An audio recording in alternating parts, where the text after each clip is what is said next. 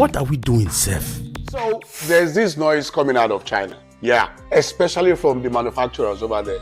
The people who actually produce these goods are shouting, they are talking, and they're talking loud. They are actually exposing some of the biggest luxury brands we know. You name them, you know them. Hermes, Birkin, Louis Vuitton, and even Apple. You know those names that are household names to us, synonymous to success, class, and status. This is following the new trade rules from the US. I mean, you know the story.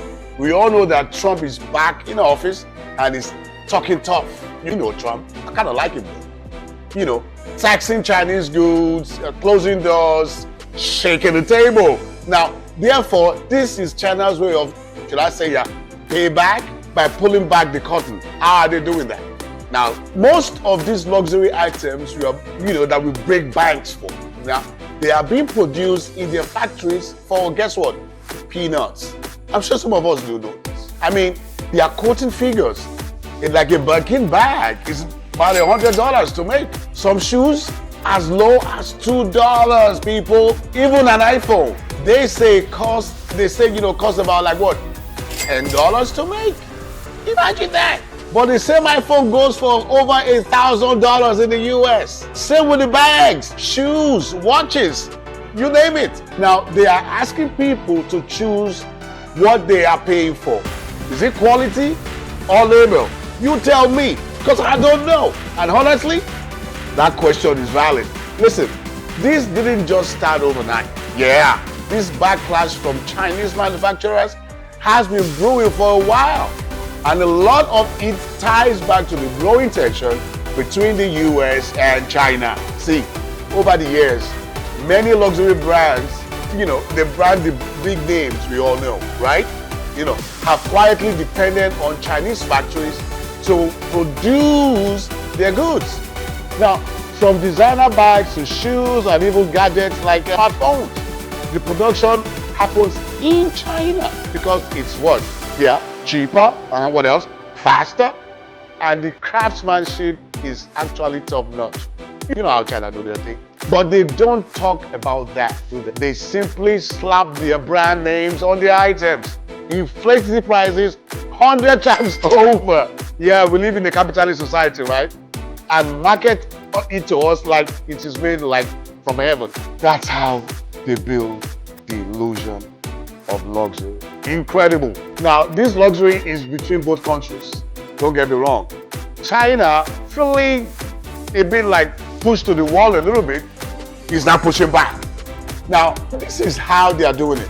Look at this video. Chinese factories are exposing luxury brands. Made in Italy or made in France. Welcome to the real world. Now you see, those bags are made in China. Makes 80% of your designer bags. Who's the Chinese supplier behind Under Armour? Shenzhou International. Nike shoes from China to your country. Who are the suppliers behind Salmon, Timberland, New Balance, Adidas, Nike, all first about new factory. It's not just calling them out. They're showing the world exactly where your $1,000 handbag or your $100 leggings are really being made. They're now offering you the same exact stuff. No middleman, no market. In a bold move that seems more like economic warfare than manufacturing, Chinese workers are lifting the lid on $1 billion illusion. The bags, the shoes, the clothing that say made in Italy or designed in Paris. A huge chunk of them are actually being produced in China. And with Trump's new tariffs hammering Chinese exports, the factories are fighting back by selling directly to you online and calling out the whole hypocrisy. And on TikTok, it's gone viral. Factory workers and agents are filming inside production lines, showing piles of Louis Vuitton bags, Gucci purses, Lululemon leggings.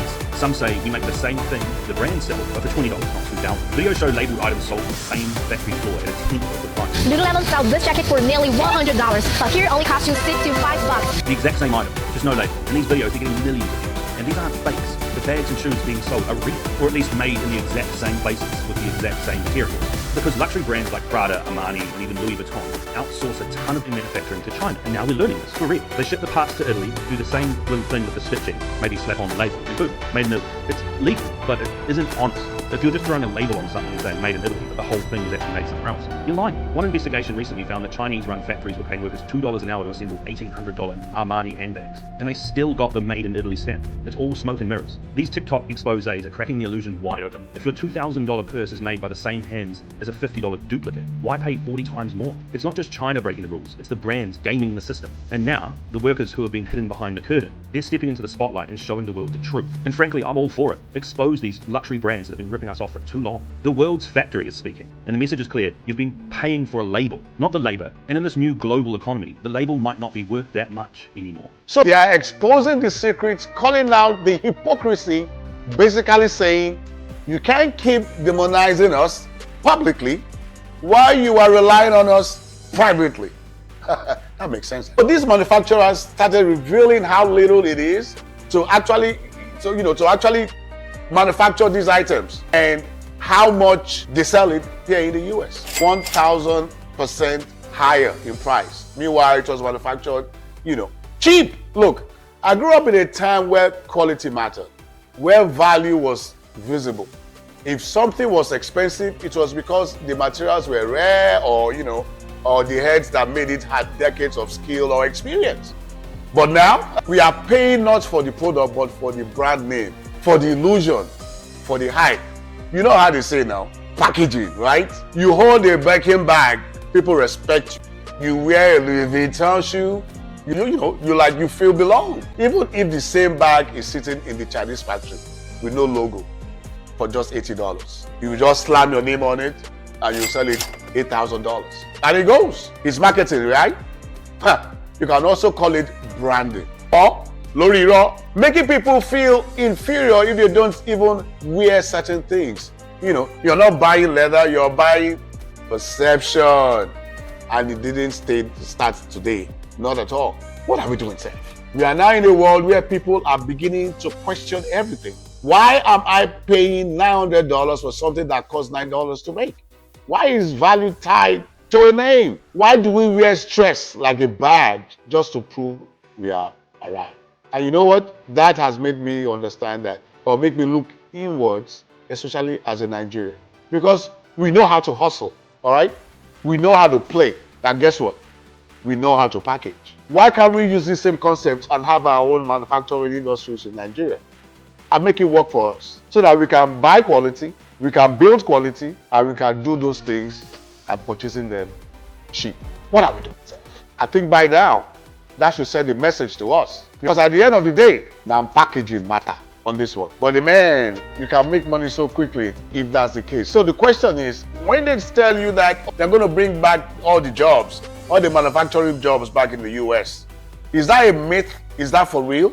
If you were a businessman making so much money this way, where you get cheap labor outside and you make times 10, times 20 of that amount here when you sell those goods, will you want to bring that manufacturing job back here in the US? Let me get your comments on this one. How real is that going to happen? How soon is that going to happen? How realistic is that concept? What have you done with that? If you were a businessman, will you do it? When you see yourself making so much money in that process, but you're now asked to come and manufacture it here in the US, will you do it? What are we doing, Seth?